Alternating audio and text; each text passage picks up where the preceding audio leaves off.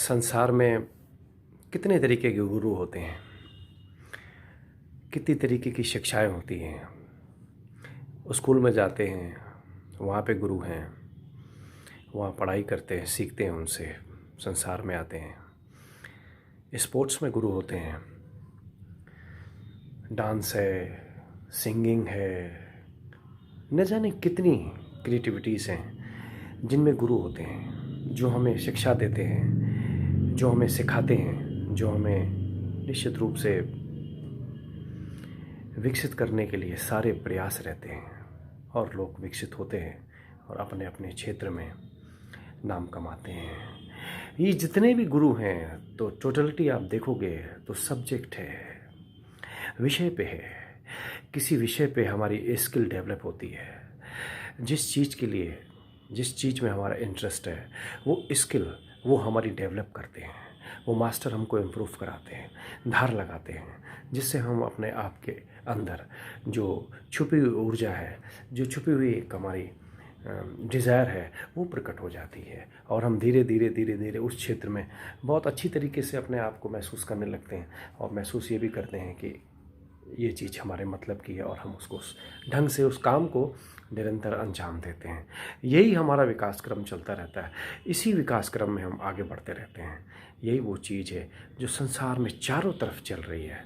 एक और चीज़ है, एक और रियल मास्टर होता है, एक और सद्गुरु होता है जो मनुष्य को आर्ट ऑफ लिविंग, एक मनुष्य के अंदर उसके मूल्य, उसके अंदर की क्षमता को, उसके अंदर छुपे रहस्य को प्रकट करने के लिए काम करता है। वास्तव में वो एक ऑब्जेक्ट है, क्योंकि अब वो कोई सब्जेक्ट भी नहीं रहा।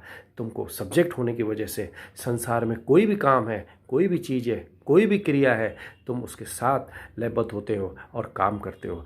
पर सद्गुरु के साथ एक ऑब्जेक्ट है, यानी कि नो माइंड, नो बॉडी, कोई नहीं है। उस पे सद्गुरु काम करता है। वही तुम्हारी पहचान तुमसे तुम्हारी कराता है। सबसे महत्वपूर्ण है वो सद्गुरु का काम, जो वास्तव में वो हमारे लिए, हमारे साथ करता है। और इसीलिए ये आदमी के लिए सबसे मुश्किल कृत होता है। सत्संग में हम जाते हैं, ध्यान करते हैं, सिमरन करते हैं, जो भी है हम जितना प्रयास करते हैं, इसीलिए हमारा कई बार मन इन चीज़ों में नहीं लगता है, बहुत समय लग जाता है। वजह ये है कि ये ऑब्जेक्ट है, कोई विषय नहीं है। विषय में हमारा इंटरेस्ट है, विषय में हमारा रोमांच है कि कोई देख रहा है, कोई कर रहा है, कोई पूछ रहा है, कोई रिजल्ट है, किसी चीज़ के परिणाम हैं, वो वास्तव में हम कर रहे हैं। लेकिन सद्गुरु के पास कोई विषय नहीं है, वो अविषय है। यानी तुम्हारे विषय विकार से वो चीज़ बाहर है। वो सबसे महत्वपूर्ण है तुम्हारे स्वयं से पहचान होना।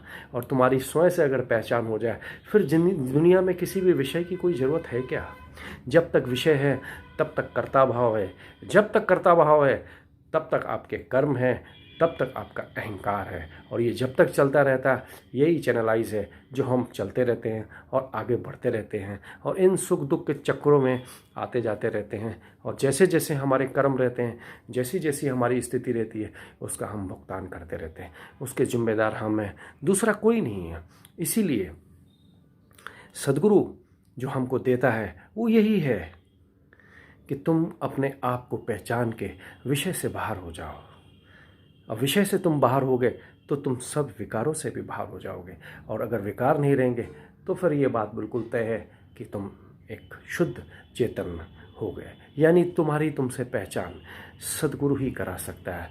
वही रियल मास्टर है, वही वो चीज़ है जो तुमको पीक पे पहुंचाएगा। इसके बाद न तुम्हारी कोई खोज है, न तुम्हारा कोई जन्म है।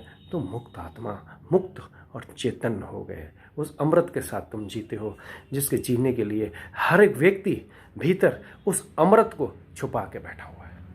तो इसलिए सद्गुरु के साथ तुम अपने आप को यात्रा करके पार पा सकते हो सदा के लिए। बाकी जितना भी संसार में जितने भी ये सिखावन है हमारी, अच्छी है चलने के लिए, सफल भी होते हैं, कई चीज़ भी होती है। लेकिन वास्तव में जो रियल मास्टर है, ये काम उसका है स्वयं को पहचानना, सब्जेक्ट से ऑब्जेक्ट की तरफ जाना। फिर ऑब्जेक्ट भी ख़त्म हो जाता है, फिर नो माइंड, नथिंग, कुछ नहीं रहता। यही वो व्यक्ति का लक्ष्य है। तभी तो वो शांत और आनंदित होता है। नहीं कैसे कैसे हो? संसार में अगर सुख मिलता हो तो वास्तव में वो सुखी हो जाए। संसार में अगर सब कुछ है फिर भी वो सुखी नहीं है, इसका मतलब क्या है? क्योंकि सुख कुछ और है।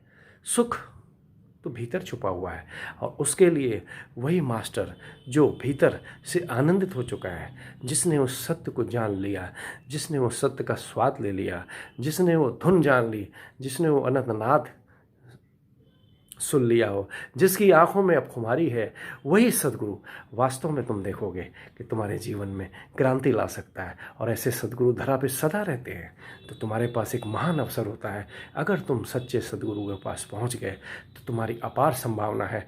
बस मेहनत करनी पड़ेगी, और जो मेहनत करेगा निश्चित रूप से उस सद्गुरु का रूप ही हो जाएगा। आज इतना।